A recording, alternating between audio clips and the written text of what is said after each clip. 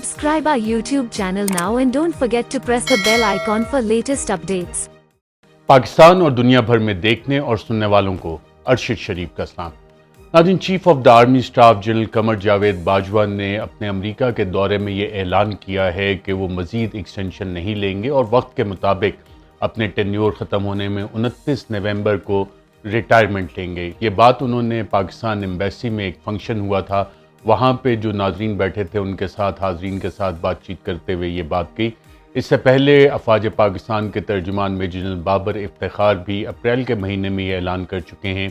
कि chief of the army staff general Qamar Javed Bajwa ना मज़ीद एक्सटेंशन के ख्वाह है, ना वो मज़ीद एक्सटेंशन लेंगे। अब 29 नवंबर को आर्मी चीफ ने खुद ऐलान किया है कि वो रिटायर हो जाएंगे, तो इस हवाले से ये सवाल बिल्कुल अब रेजोनेट करेगा कि नए आर्मी चीफ की जो अपॉइंटमेंट है, जैसे इमरान खान ने कहा, क्या वही शहबाज शरीफ करेंगे जो उस दिन वज़ीर आज़म बने जिस दिन इन पे मनी लॉन्ड्रिंग के केस में फ़र्द जुर्म आयद होनी थी। पाकिस्तान डेमोक्रेटिक मूवमेंट की हुकूमत करेगी या कि केयर टेकर सेटअप करेगा। और इमरान खान ने जो इस हवाले से सवाल उठाया था वो इंतहाई लॉजिकल सवाल था कि कंट्रोवर्शियल हुकूमत जब ये अपॉइंटमेंट करेगी तो इस पे इदारे पे कोई फ़र्क आएगा या नहीं आएगा, और उस इदारे की साख को बचाने की खातिर ये ज़रूरी है कि केयर टेकर सेटअप आए और वो अपॉइंटमेंट करे, और जिसको मर्ज़ी अपॉइंट करे उससे इदारे की साख जो है वो मज़ीद मुतासिर नहीं होगी। क्योंकि पिछले चंद माह में जब से ये हुकूमत आई है, ख़ास तौर पे अप्रैल से और उससे पिछले चंद माह में जितने भी हालात और वाक़यात हुए उससे बहुत सारे सवालात उठ चुके थे।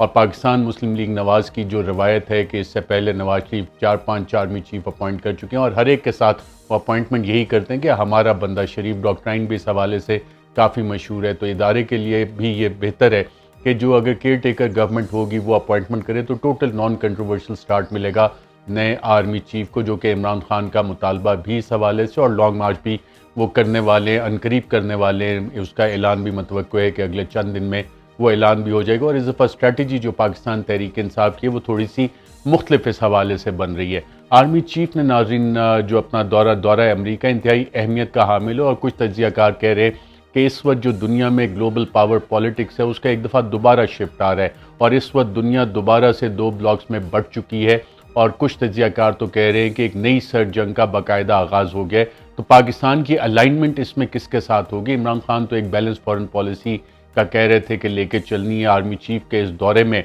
उनकी मुलाकात यूएस सेक्रेटरी ऑफ डिफेंस उनके साथ भी हुई, जनरल लॉयड ऑस्टिन के साथ, US national security adviser Jake Sullivan के साथ मुलाकात हुई, दीगर ऑफिशल्स के साथ, स्टेट डिपार्टमेंट के ऑफिशल्स के साथ उनकी मुलाकात हो रही है और इंतहाई अहमियत का हामिल इस दौरे को बताया जा रहा है। इससे पहले नाज़रीन 4 अक्टूबर को डॉन अखबार ने खबर दी थी कि DGMO और चीफ ऑफ जनरल स्टाफ भी उनके हमरा हैं, लेकिन आज डॉन अखबार ने वो क्लैरिफाई किया है कि नहीं, ना DGISI ना DGMO ना चीफ ऑफ जनरल स्टाफ उनके साथ है। लेकिन 5 मेंबर डेलीगेशन का बताया जा रहा है। अमेरिका में जो हमारे सहाफ़ी दोस्त हैं कह रहे हैं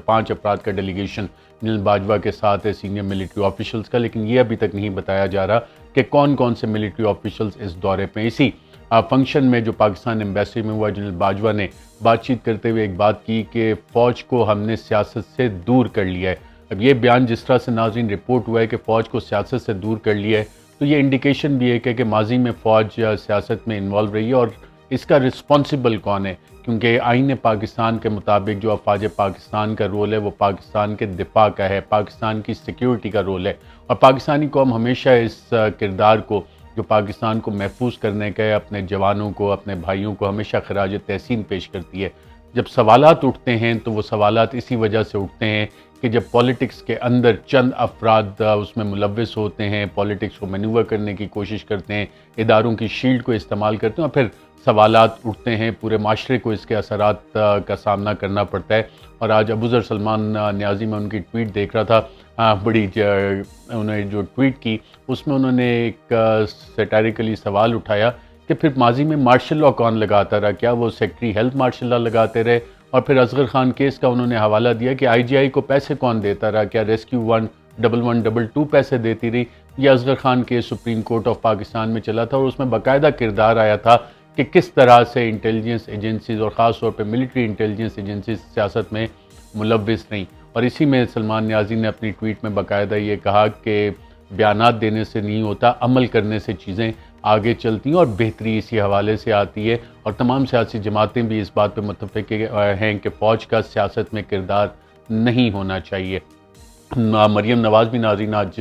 لندن کے لیے روانہ ہو گئی ہیں براستہ قطر، دوحہ قطر کے، اور میاں نواز شریف بھی وہاں پہ۔ تو اب سوال یہ ہے کہ کیا یہ فیصلہ میاں نواز شریف کریں گے، کیونکہ جتنی بھی آڈیو لیکس اس حکومت کی ابھی تک سامنے آئی ہیں اس سے تو یہی بڑا واضح ہو رہا ہے کہ فیصلے لندن میں ہو رہے ہیں، میاں نواز شریف یہ فیصلے کر رہے ہیں۔ تو کیا آرمی چیف کی اپوائنٹمنٹ کا فیصلہ بھی ایک ایسی شخصیت کریں گے جن کی ابھی تک کنوکشن اوورٹرن نہیں ہوئی ہے؟ اور مریم نواز نے پریس کانفرنس میں کہا اس کا راستہ بھی تیار ہے، it's only a matter of time, کہ جب اپلیکیشن موو کریں گے تو میاں نواز شریف، جن کو کہ سپریم کورٹ آف پاکستان نے کہا کہ یہ صادق اور امین نہیں ہے، گاڈ فادر، سسلین مافیا کے الفاظ بھی استعمال ہوئے ججمنٹ میں، ہیئرنگز کے دوران، اور اس کے بعد پورا ایک جے آئی ٹی کا پروسیس چلا، اکاؤنٹیبلٹی کورٹ کی کنوکشن ہوئی، اور پچھلے 6 ماہ میں جس کو عمران خان کہتے ہیں NRO 2، اس کے تحت نیب قوانین بھی ترمیم کیے گئے، اور نیب قوانین میں جو ترمیم کی گئی اس سے باقاعدہ ایک بینیفٹ دیا گیا نہ صرف شریف خاندان کو بلکہ دیگر جتنے لوگوں کے اوپر اس حوالے سے مقدمات قائم تھے، کرپشن کے مقدمات قائم تھے۔ اور عمران خان کی ایک پٹیشن اس وقت سپریم کورٹ آف پاکستان میں لگی ہوئی ہے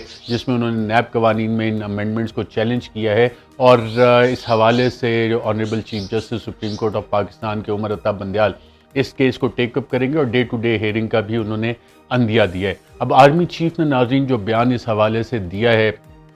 کہ وہ ریٹائر ہو رہے ہیں، تو یہ سوال بھی یقیناً آئے گا کہ اگلا آرمی چیف کون ہوگا۔ اس حوالے سے سینیورٹی لسٹ جو ہے، اور جو پروفائل میں اپنے ایک پچھلے ولاگ میں ساری چیزیں بتا چکا ہوں، تو اگر آپ دیکھنا چاہیں تو اس میں بھی تفصیلات دیکھ سکتے ہیں۔ اس وقت جو ٹاپ پہ ہیں وہ جنرل عاصم منیر ہیں۔ جنرل عاصم منیر اس سے پہلے DGISI بھی رہ چکے ہیں، کور کمانڈر گجرانوالہ بھی رہ چکے ہیں، اور اس وقت کوارٹر ماسٹر جنرل ہیں۔ سورڈ آف آنر بھی ہے ان کو ملی تھی، اور کافی سورڈ آف آنر انہی لوگوں کو ملتی ہے، انہی کیڈٹس کو ملتی ہے جو کہ ایکسیپشنل کوالٹیز ہوں، ان کی لیڈرشپ کی کوالٹیز ہوں، اور جنرل عاصم منیر نے اپنے کیریئر میں یہ ثابت بھی کیا ہے۔ حافظ قرآن بھی ہیں، انتہائی قابل افسر ہیں اور انتہائی شریف انسان ہیں، شریف النصف انسان ہیں۔ بطور DGMI بھی جو انہوں نے کام کیے پاکستان کو محفوظ کرنے کے لیے، دہشت گردی کے خلاف جو پاکستان کی کارروائیاں اس حوالے سے جو انٹیلیجنس سیٹ اپ تھا اس کی کافی زیادہ کنٹریبیوشن، اور خاص طور پہ جو ایکسٹرنل اینیمیز ہیں پاکستان کے، جو ملٹری انٹیلیجنس جب بطور DGMI یہ کام کر رہے تھے تو کافی ساری چیزوں نے انہوں نے انرتھ بھی کی تھی۔ اس کے بعد ناظرین نمبر آتا ہے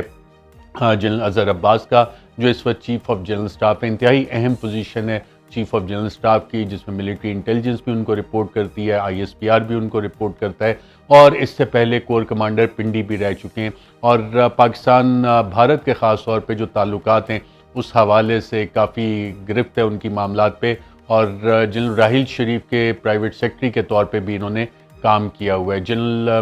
اظہر عباس کے بعد ناظرین، بلکہ ان سے پہلے نمبر آتا ہے سینیورٹی لسٹ میں، کیونکہ ایک ہی بیچ کے لیفٹیننٹ جنرل ساحر شمشاد کا، لیفٹیننٹ جنرل ساحر شمشاد کا ایک بہت السٹریس کیریئر ہے۔ اس وقت بطور کور کمانڈر راولپنڈی اپنی خدمات انجام دے رہے ہیں، اور اس سے پہلے چیف آف جنرل اسٹاف بھی رہ چکے ہیں، ڈائریکٹر جنرل ملٹری آپریشنز بھی رہ چکے ہیں، سندھ ریجیمنٹ سے ان کا تعلق ہے، اور افواج پاکستان ان کو انتہائی قدر کی نگاہ سے دیکھتی ہے، اور اکثر لوگ کہتے ہیں کہ یا تو یہ چیف آف آرمی اسٹاف بنیں گے یا chief of chairman joint chief of staff بنیں گے، اور جو بھی ان کا کیریئر ہے اس حوالے سے جو ود ان دا رینکس ہے یہ والی چیز، جتنے بھی ان کے کولیگز وغیرہ ہیں وہ یہی بات ان کے حوالے سے بتاتے ہیں۔ اس کے بعد ناظرین جنرل اظہر عباس کا میں آپ کو بتا چکا، اس کے بعد نام آتا ہے لیفٹیننٹ جنرل فیض حمید کا۔ لیفٹیننٹ جنرل فیض حمید اس وقت کور کمانڈر بھاولپور ہے، اس سے پہلے کور کمانڈر پشاور رہے ہیں، اس سے پہلے بطور director general inter services intelligence رہے، ایڈجوٹنٹ جنرل بھی رہ چکے ہیں پاکستان آرمی کے، اور DGC بھی رہ چکے ہیں ISI میں۔ اور جنرل فیض حمید کے بارے میں کہا جاتا ہے کہ بالکل ہینڈز آن ہے، اور کوئی بھی کام اگر کسی اور سے نہ ہو رہا ہو تو جنرل فیض حمید اپنی پرسنل انٹرونشن سے اور اپنے ایکسپیرینس سے خود انٹروین کر کے وہ والے معاملات حل کرواتے ہیں۔ ان کے بعد ناظرین نام آتا ہے لیفٹیننٹ جنرل محمد عامر کا۔ لیفٹیننٹ جنرل محمد عامر اس وقت کور کمانڈر گجرانوالہ ہیں۔ اس سے پہلے ان کی جو تعیناتی رہی، انتہائی اہم پوزیشنز پہ تعینات رہے، ملٹری سیکرٹری بھی رہے ہیں سابق صدر آصف زرداری کے، اور بلکہ ان سے پہلے نام آتا ہے لیفٹیننٹ جنرل نعمان محمود کا۔ لیفٹیننٹ جنرل نعمان محمود اس وقت پریزیڈنٹ نیشنل ڈیفنس یونیورسٹی ہیں، کور کمانڈر پشاور بھی رہ چکے ہیں، اور DG انالیسز ISI میں بھی سرو کر چکے ہیں۔ اتنا زیادہ ان کا میڈیا میں ذکر نہیں آتا رہا، اور اپنے آپ کو انہوں نے تھرو آؤٹ نان کنٹروورشل رکھنے کی کوشش کی ہے، زیادہ لائم لائٹ میں بھی نہیں آتے. تو یہ تو ناظرین لائن اپ ہے کہ ان میں سے کون نیا آرمی چیف بنے گا. خواجہ آصف اس حوالے سے کہہ چکے ہیں کہ نون لیگ میں اس وقت سوچ یہ ہے کہ جو ٹاپ پوزیشنز ہیں میرٹ پہ سینیورٹی اس حوالے سے ہی تعیناتی کر دی جائے. لیکن شاہد خاقان عباسی نے اس میں کنٹروورسی ایڈ کی جب انہوں نے یہ بیان دیا میڈیا پہ کہ لازمی نہیں ہے کہ سینیورٹی بیسس پہ ہی اپوائنٹ کیا جائے. تو نون لیگ اس حوالے سے ناظرین ابھی سوچ رہی ہے کہ انہوں نے کیا کرنا ہے کیا نہیں کرنا. لیکن میری اطلاعات یہ ہیں جو چند اہم ذرائع سے میری بات چیت ہوئی کہ انسٹیٹیوشن میں یہ فیصلہ ہو چکا ہے، جو ریکمنڈیشن ہے اور جو نئے آرمی چیف